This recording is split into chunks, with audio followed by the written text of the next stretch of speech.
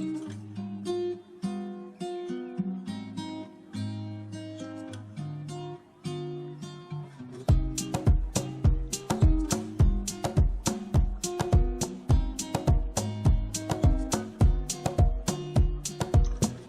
ladies and gentlemen, welcome back to Ravenport Farm with Gazbeard, where I have been busier than a busy thing for a couple of days in game, and I have made $1 million not once, not twice, but 3 times since you last saw me.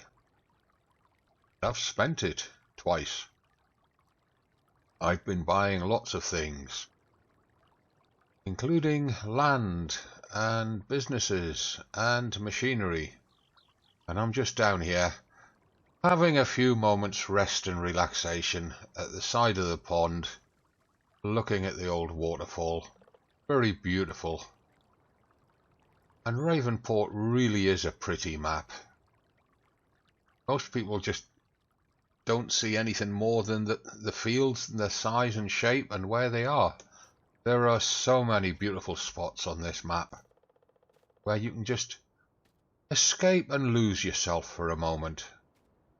So, some of the things that I've been buying in order to make that $3 million. A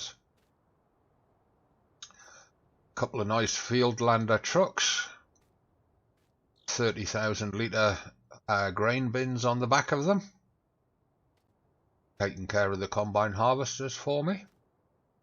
A lot easier to get round on this map than with a semi-truck. Can't remember if I had this the last time that you saw me. It's a it's a swathing mower. Basically, those rollers on the top gather the hay or the grass from a wide area, bring it into a swath immediately in front of the collector, which then lifts it up and creates bales. So I use this one for collecting hay. I use this one for collecting everything else. I think I had the mowers last time. If not, rather than renting them, I've bought them. A couple of things have changed on the farm. We now have our liquid buy points.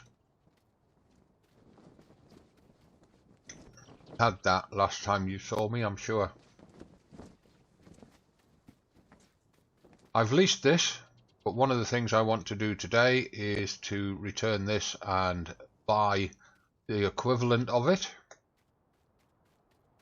We'd upgraded the combine last time you saw me. I think everything else in there we already had the last time you saw me. We upgraded one of the cultivators. Got rid of the 8-meter Russian cultivator. We've now got a 10-meter case, the Tiger Mate. Cracking, absolutely cracking cultivator. This allows you to get around the field really fast.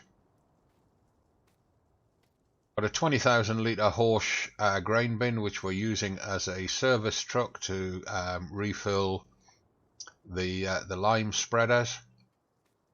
What else have we got? Not a lot down here has changed. Oh, I've refilled the silage stack over there. In addition to selling a lot of silage, and I do mean a lot of silage. If you watched last Thursday's episode, you'll know exactly what I mean. One of the other things that has changed quite a lot, I've got a lot more courseplay navigation points set up on the map now, which is helping tremendously, including over on the far side there. I've got this middle ground here to do, and I've got field 7 to do. I've bought the BGA. I now own the BGA and the land around it, and we jump across to one of the vehicles that I left over there. Got this out on hire at the moment, but again, I want to buy this. we've got this. I can't remember if we had this before or not, but I've upgraded the trailer to the Wilson trailer. Not the Wilson, the West trailer. 80,000 litres. Works perfectly with our combines. Saying our combines. It works perfectly with combine that you can just see poking its nose around the corner over there, which I've also bought.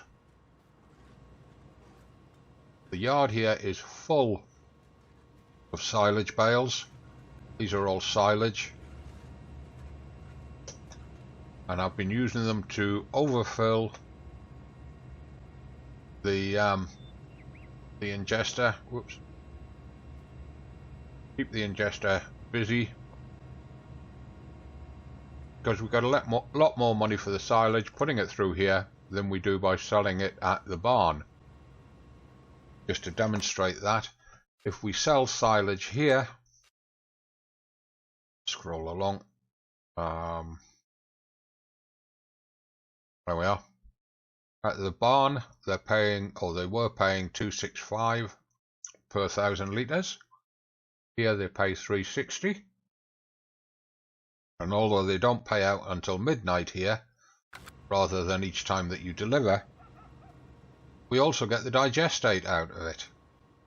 So the digestate can be used as a fertilizer, liquid fertilizer that we can spray on the fields. I do need to get the vehicles and what have you for that. But because we own this, all of this land that the BGA is sat on, as well as the triangle of land over there, and another one over on that side of it, we've got a lot of land up here to make our farming agency and get our vehicles parked up. Now, one of the first things that I'm going to want to do with this, as soon as we get sorted down in the valley, I'm going to get rid of those silage clamps. There's two main reasons for that. One is I do silage in bales. I don't do loose silage. I know a lot of people like to do it, and they feel that it gives them a lot more, I don't know, a lot more storage, I guess. I don't. I find it just so much extra work, and you need so many extra vehicles to do it. You know, you need your forage wagons to lift it off the field, your tractors to tow them. You need tractors or tracked vehicles over here to compress it. You then need something with a silage cutter on the front, either a telehandler or a front loader, to cut it and lift it out and drop it in the ingester. And there's just so much extra work involved with loose silage. Bales, it's nice and easy. You drop a swath as you're going around the field. You pick it up with a baler that can wrap it, and you do one pass to lift it, bale it and wrap it, and then you bring it down with a truck like that one, which auto loads from the field. It's the equivalent of having a crew up there loading it for you, and you drop them in here. And as you can see, one of the advantages to bales is that you can overfill the ingester in a way that you can't with loose silage. So all of that is my main reasoning for doing silage in bales instead of loose. But the other thing about those silage clamps is they're not very big. They take up a lot of ground, and they're not very big at all. So I'd rather rip them out and put bale sheds in place, and then I can put all of these bales into bale sheds, and I can put other bale sheds in place for grass and straw bales and hay bales, and use this area for storing them all rather than down on the farm. I mean, I'll always keep one stack of silage bales down there for delivering up to the barn if they have a rush on, but by and large I'd rather keep my bales up here, because apart from anything else, this area up here on the top of the plateau is probably where I would have animals, rather than down at the main farm where there's not really enough space for them. So one of the first things that I can do while we're up here, I can get rid of these silos, and the way that I'm going to do it is very, very simple. I'm going to, if I put the menu up, I'm going to use the sell function that you can see there in the middle of the menu. H to sell it. Sell the storage silo. Do I really want to sell the storage silo? Yes. It's sold. Okay. It hasn't been removed. Okay. So now I need to hide the concrete border. This is the equivalent of bringing the bulldozers in and getting it out of the way. It's a lot quicker in game using the hide map objects. I could open the Giants editor and edit the map to remove it, but this is a much cleaner and easier way to do it, and if necessary I can bring them back using the hide map objects mod, which I couldn't do with the Giants map editor, not without a lot of work. So H to hide that. Am I sure? Yes. Go away. Only thing here is, of course, as you would with the Giants editor, you've got to go around and do them piece by piece. There we are. That's that done. Now what I need to decide next is which side of the yard do I want to put my... Whoops, turn that torch off. Which side of the yard do I want to put my bale sheds on?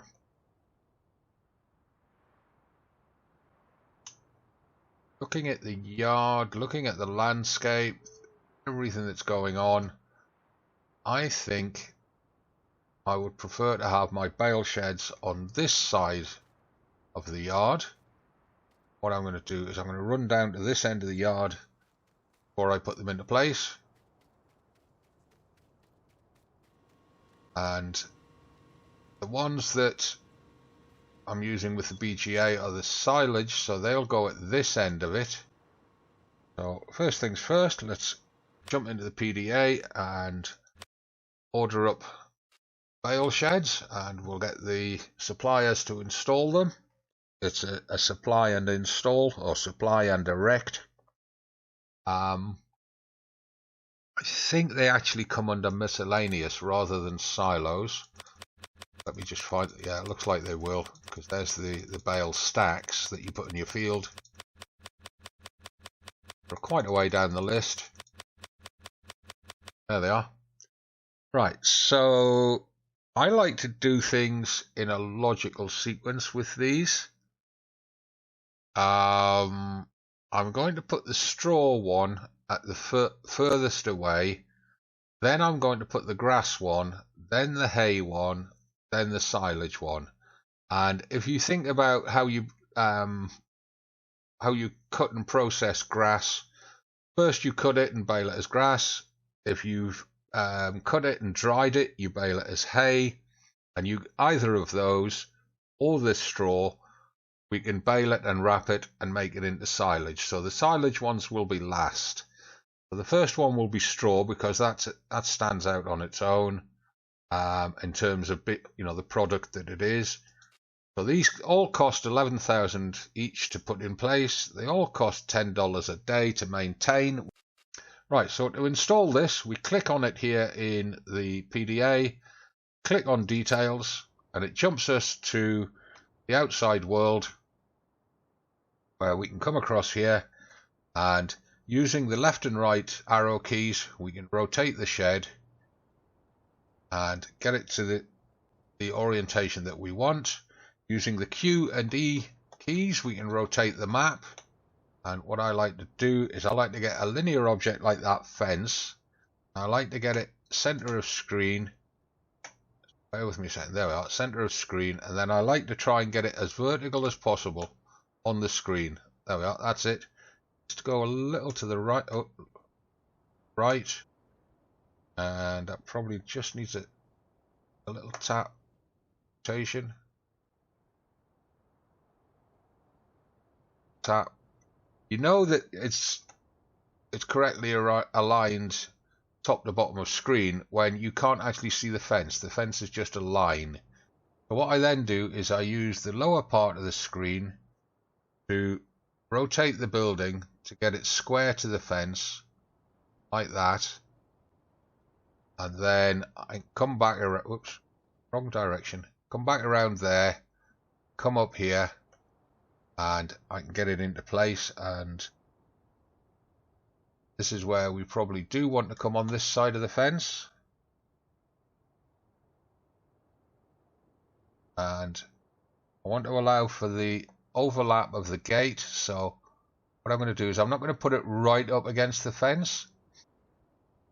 That little bit that's sticking out at the end is gate, so I'm going to align it with the last pole of the actual fence and then move it out just a tickle like that, so it's not sitting on the fence. And using Control and either Q or E, you can raise or lower it. Looks like this one doesn't have much in the way of adjustment. Very hard to see it. So if I zoom in a bit, come down and place it. If you look at this end of the building, if you look at the bottom steel beam in the green ghost outline, watch that, see if that rises or lowers. Doesn't, so there's no adjustment on this one. You have to put it straight onto flat ground. Well, I mean, it will deform the terrain, but you could end up with part of the building floor underground. So that's the straw one. Doink. And see, it's got a nice straw texture on the ground to show that that's the straw one. In fact, this square straw, the outer square straw texture, really I would prefer that to be underground. So we hit escape, we come back in here, we want the grass one. Click on details again, and again we have to rotate the ghost outline using the left and right cursor keys, arrow keys, whatever you want to call them. Get it so that it's square to the fence. So you've got it aligned square to the fence, and then we come across. And what I like to do here is I like to get the two roofs so they're just touching and slightly overlapping like that. Bring the back of the shed at ground level in alignment with the first one.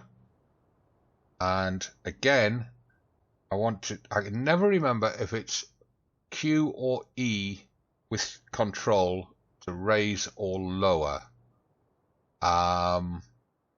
Never remember which way round they go.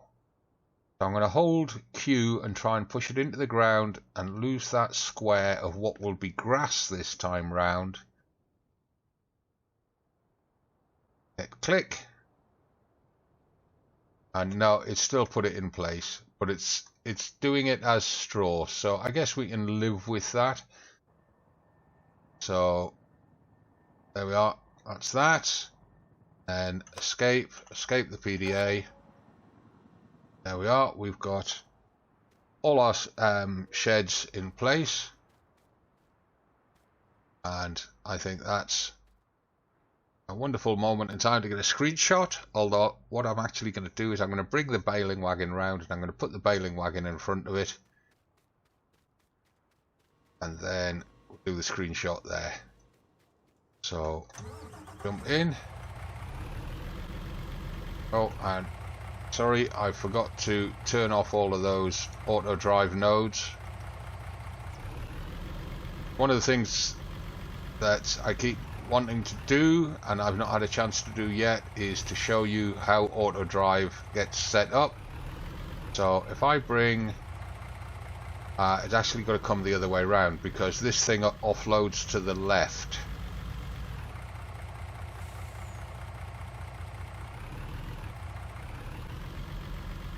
Now you might not believe it, but those 6 sheds there, in terms of litres of cuttings, will hold the same amount as both of those silage bunkers that I removed. I did the maths before I started recording, and I've lost the bit of paper that had the maths on it. So you'll have to unfortunately just trust me. Now I want to, there we go. So if I hide that menu again, I get into here, Make sure I've got both ends of the sheds showing. Get my screenshot there. Like that. Right. So the way that these bale sheds work is actually very easy. You can see the black and yellow hashed areas on the ground. That's where they output the bales to. I'm going to fill the first one first, or the one closest to the ingester first. So you get your truck lined up so that it's roughly square with those hashed lines that are relevant to this shed. Make sure you've got at least a... Oh, get off. That's it. Make sure you've got at least a truck's width between you and the building. And then you just unload your vehicle using whatever commands would normally be in the menu at top left. And your bales automatically appear in the shed. Like that. Easy as. Right, now we've got 1, 2, 3, 4, best part of 5 trucks worth of bales over here. So these 4 here, I'm going to get them off the ground. I'm going to get them in the shed. And this won't take very long at all with this truck.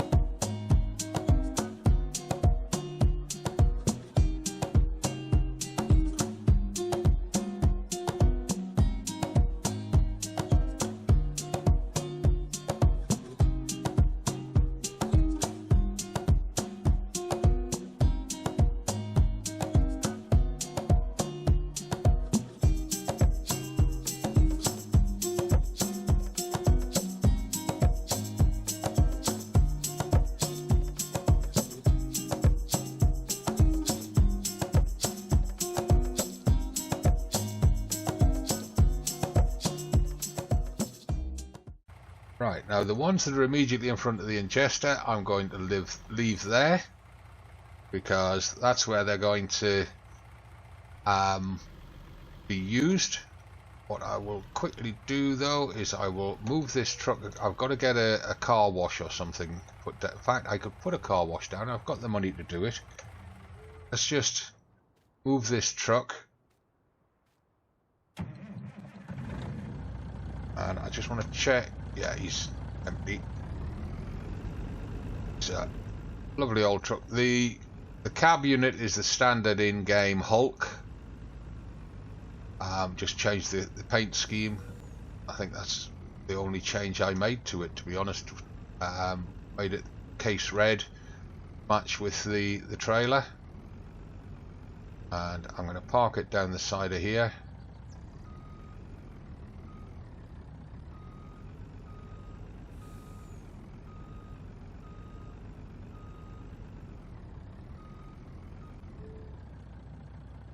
Don't be misled.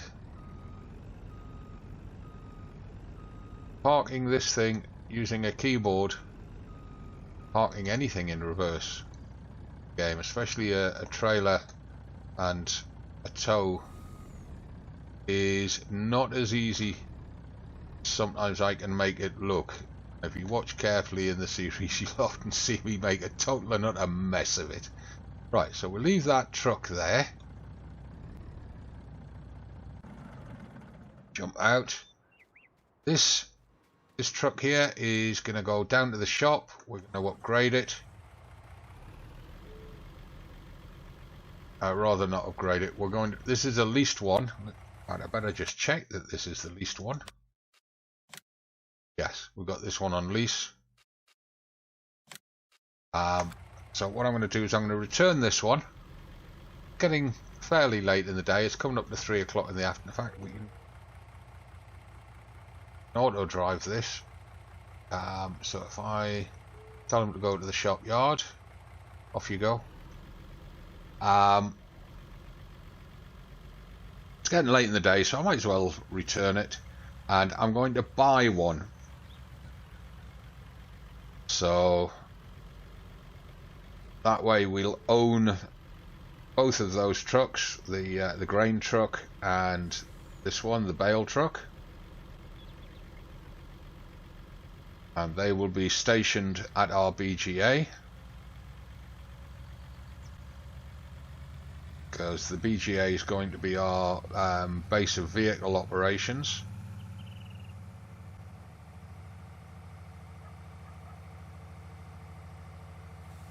Big old water tower there.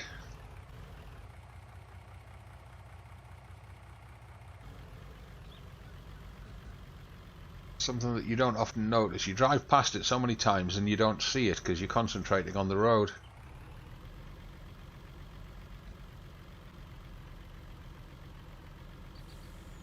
I hope I remember to put a turn into the yard course point here.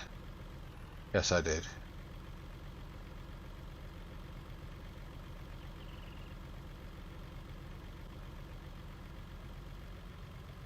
And at this point I want to turn off auto drive and take over myself, because what we're going to do is we're just going to park it here, and then the mechanics can come and pick it up.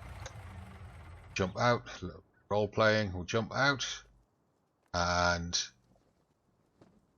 we're going to return it by using the PDA. So P to open it, go to garage, go to leased items, click on the truck, turn it, yes, okay, and go back to our owned items, and then come up here to vehicles, trucks,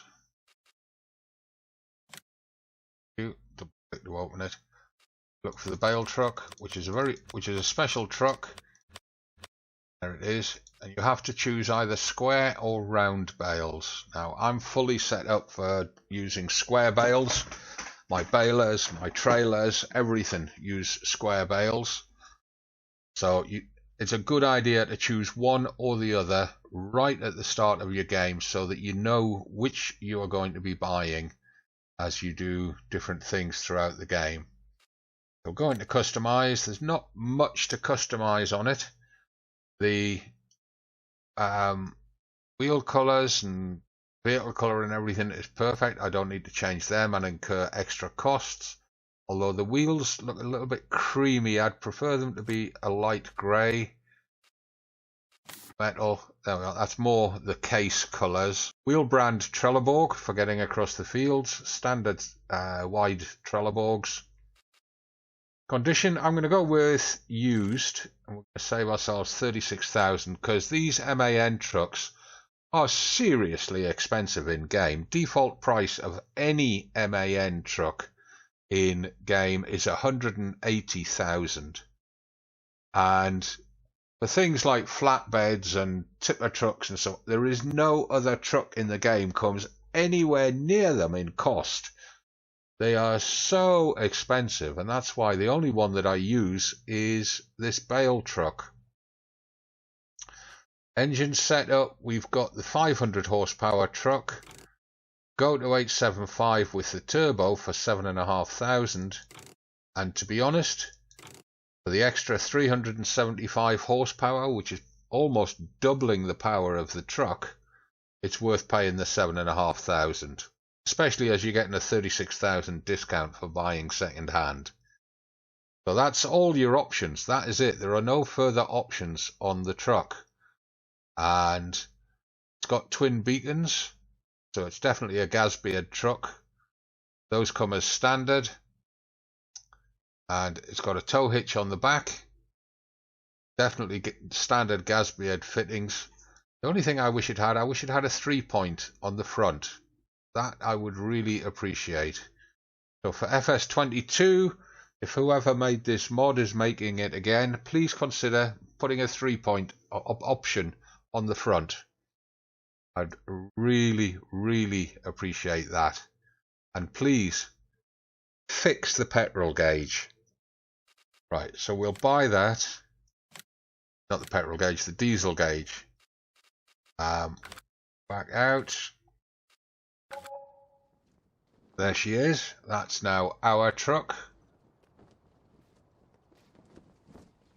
Tyres look a bit... Oh, that's right. We bought second hand. So it won't take how long to get very, very dirty, and driving up the road those tyres will self-clean. So what we'll do is send this up to field 8,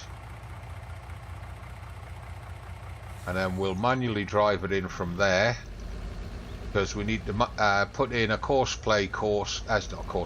auto drive course that takes in those new bale sheds.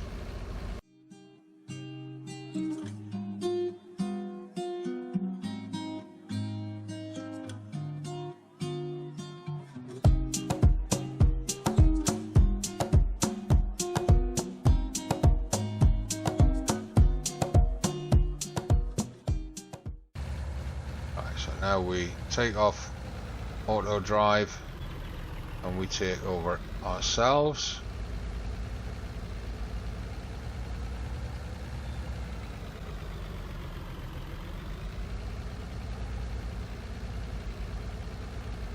Oh, I forgot to pick up the course from the one out here. Come back out. Back up the road a little bit. Switch on the auto drive markers. Up here a bit. Right, we don't need to come out there. We've already got the connectors here, so all we need to do, pick up on the connector here to go into the yard.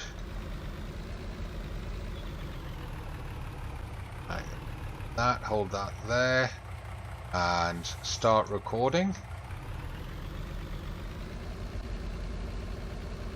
And as always with trucks like this, you go past the center of the driveway that you're pulling into, and you come back in like that.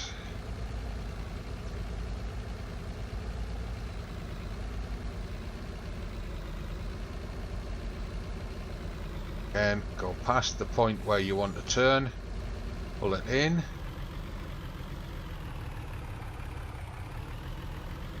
This time what we want to do is we want to try and keep those yellow, black and yellow markers just off to our right, because we're going to use this as both a drop off and a pickup course. So that's what I wanted, and that's about that last marker is about the position where I want it on each barn. So I then click on this, and it's my coffee out the way. BGA straw bale shed. Go like that, and we'll gradually straighten our course up as we go down here. Not do anything drastic with it. Now this is where I'm going to have a problem, because I've got that zooming in and out of the camera was not me. That's a thing that the collisions with the delivery points do. Now I need to waggle the steering wheels here to get it to drop a marker. There we go. And that one is going to be, this is the grass shed, so BGA grass bale shed. Create that there. Right, and what we then do is we give the vehicle an exit, get off that zoom in. I don't want that zoom in, I want to see where I'm going.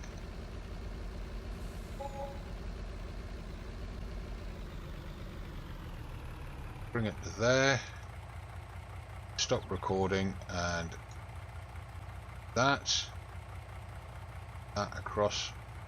But you're going to get really annoying course play, so sorry, but turned off.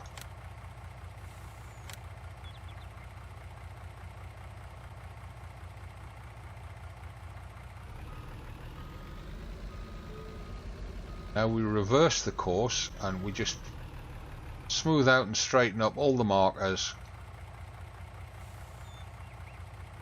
I mean, you don't have to do that, and it's probably an OCD thing. It does to me help the AI drivers getting around where they're going. Now that one needs to go left a bit. This probably is important, this stretch, getting them all in a straight line.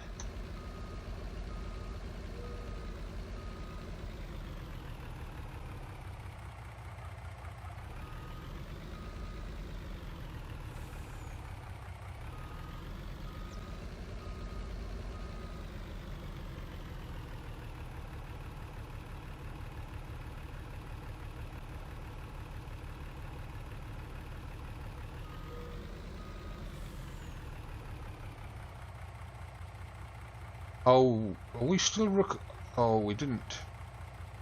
Sorry.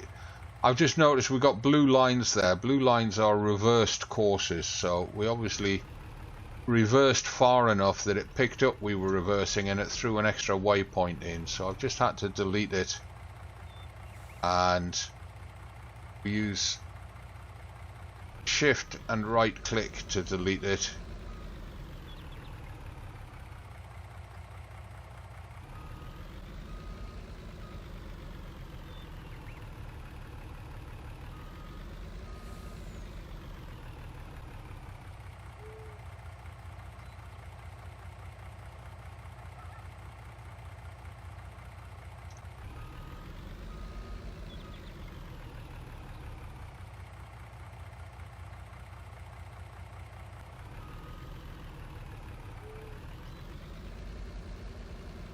Right, so that's those locations put in, and I now look at this end and I think I'm not happy with the way that works. I want a straight exit off the bale sheds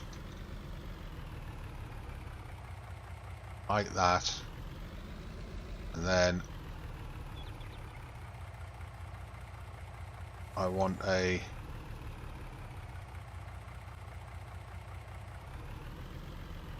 turn coming onto the exit path that is more in line with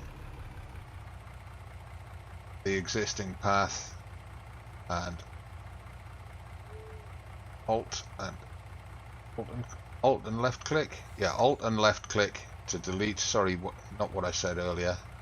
And to join these, it's left click on one, left click on the other, and they then join up like that.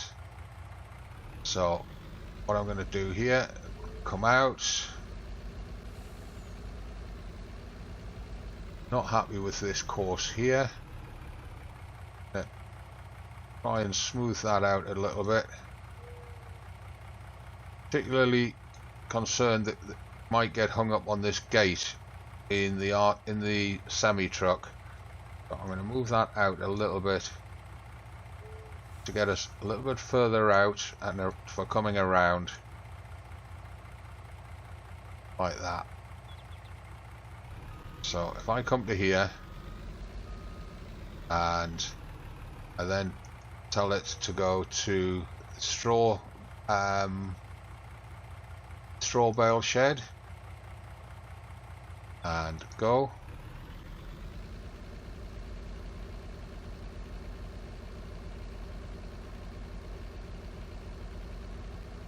You see, it doesn't have to be dead on the path as it's traveling. It will stay connected to the path and it will try to follow it as close as it can, but within the limitations of the vehicle's physics.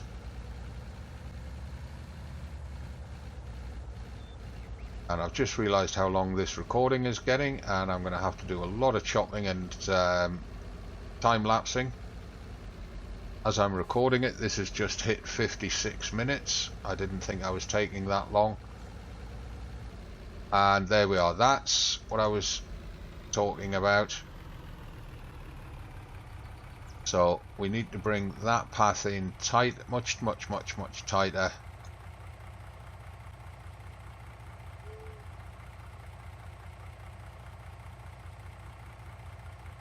To get it to turn tighter.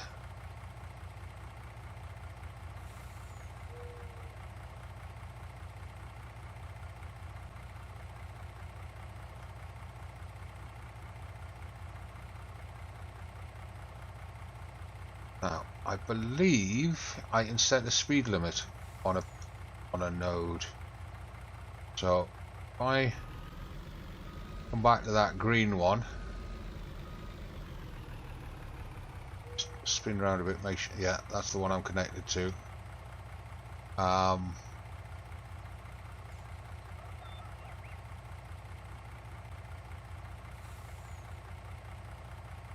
Settings. That one? No, that's experimental features.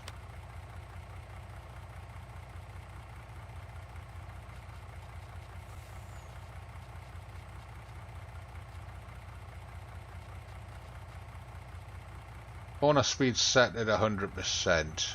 So if I drop the corner speed down 50%, apply it.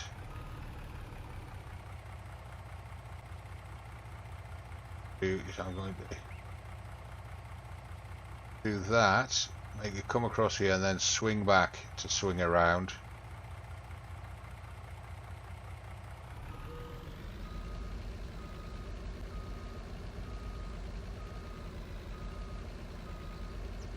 Bring it back enough distance that should pick up a bit of speed. Go.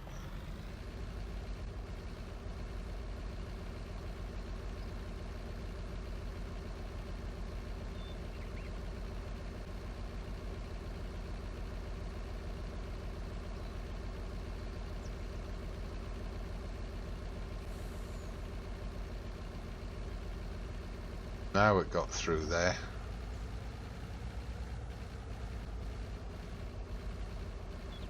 Let's just see how it lines up on the straw bale barn.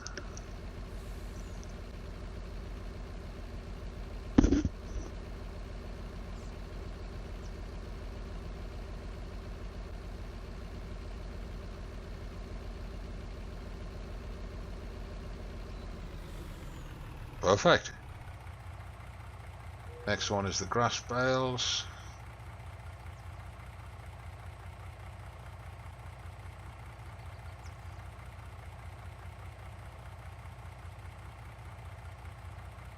Says it's at the grass bale shed. It's not.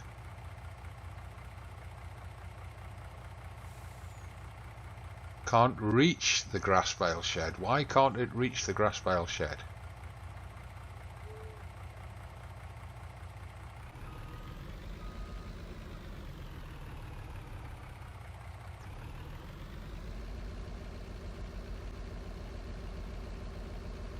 Interesting. Reach the hay bale shed from there. Can. Ah, wait, stop. I see the problem. These two nodes are not connected, look.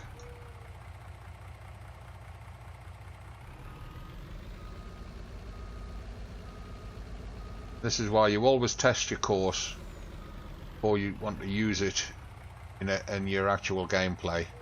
Right, so if we go back to the straw shed, stops there, then go to the grass shed.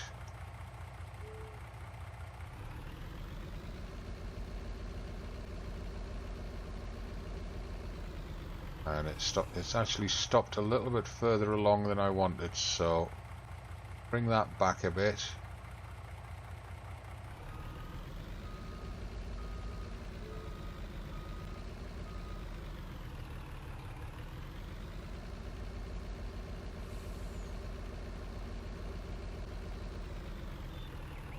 Much better. Hay bale marker probably needs to come back a little on that basis.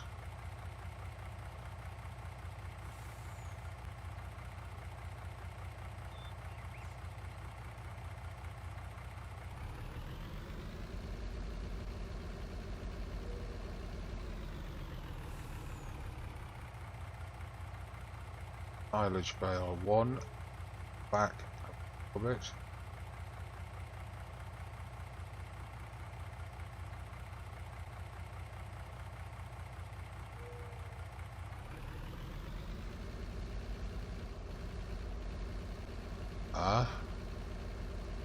Why?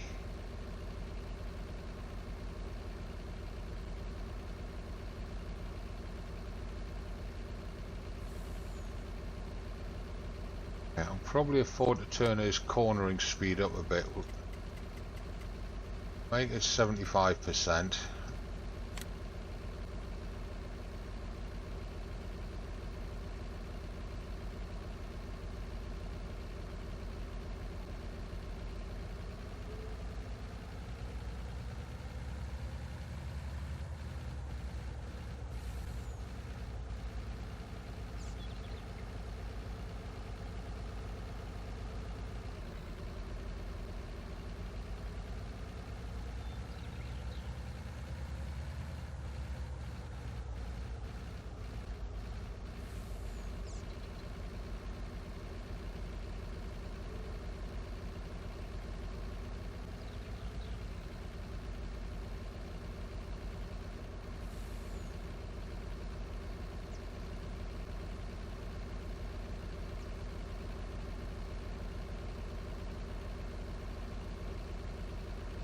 See there, even though I've put the zigzag in the course,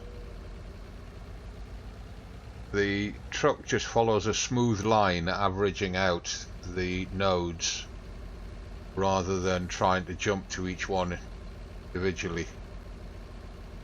See that if we look above the truck as it comes around this corner, see it's actually swinging wide of the curve.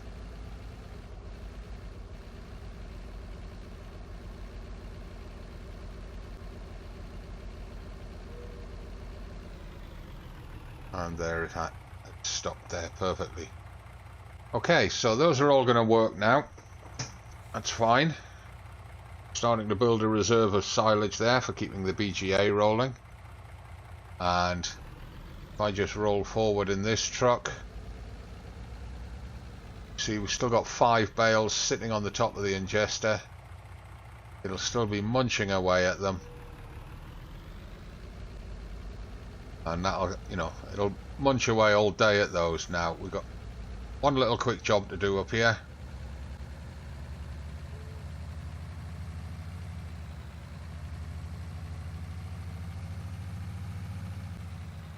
And that is, oh no, we've got the connectors coming in there. The only other job that we've got to do here is we've got to bring the connector in from this side. While I'm here, it's a good moment to mention this old quarry here. I'm going to have to get the contractors in, clear the trees off that hillside, use the hillside to fill in the old quarry, level out the ground, and I should be able to get, at the very least, a decent grass field off there. Not a huge one, but one that would help with generating silage. Possibly even a small arable field for growing some crops. That's one of the jobs I'm going to have to get done. I may do that off camera or I may do it on camera. Not sure yet. Right, so recording. Come round. Round. Come round. Go ahead. Go ahead. Give me a point. Oh, it's not gonna. Okay, so if I stop recording there, connect that one to that one, smooth that curve out like that.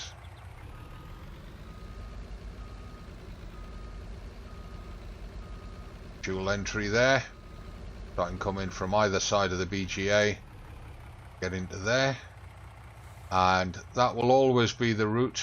Well, yeah, it'll always be the route for the sheds. If I want to go to the ingester, then I already have the route set up for getting in there. See the nodes for the turning here. And I just come in. I can't set it on auto for you because those bales are in the way. But it'll come in here on this line and stop up here at this marker with the line above the center of the vehicle. Then I can offload the bales straight onto that patch there for going into the ingester. Now I do want to just check, make sure it doesn't sound as if the ingester is rolling. So I lift each of those in turn. That's 8,000. That's 8,000. That's the one we added earlier, 8,000. That's 5860. That's only 1,000. So it's actually drawing from 2 bales simultaneously. 1040, 5860. Want to see it take out of those bales, and then I'm going to call it quits there.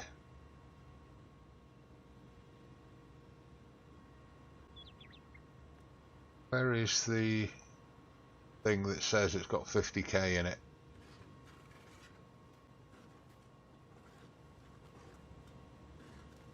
Can't see it. Must be behind the bales, is it?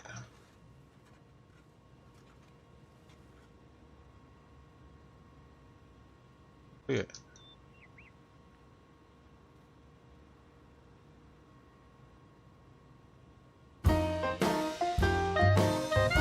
Well, I'll sort that out anyway. Right, it's been a lot longer than I wanted to this episode. Next episode, we're going to buy more land down in the valley, and we are going to expand the field on that new land, and then we're going to prep all of our fields which have been harvested. We're going to prep all our fields for the next planting, so we'll actually be doing some proper farming in the next one. I hope to see you then. This series will continue on my channel on Tuesdays and Fridays, the Ravenport series. You've probably already noticed that the Gatehead Farm series started yesterday. That's going to run on Mondays and Thursdays, and that leaves me Wednesdays and Saturdays for doing something else. I'm not sure exactly what I'll be doing yet, but it possibly might not be farming. I'll see you in the next one. From me, the Gazbeard at the BGA on Ravenport. Thanks very much for being here, and see you next time. Take care, stay well, bye for now.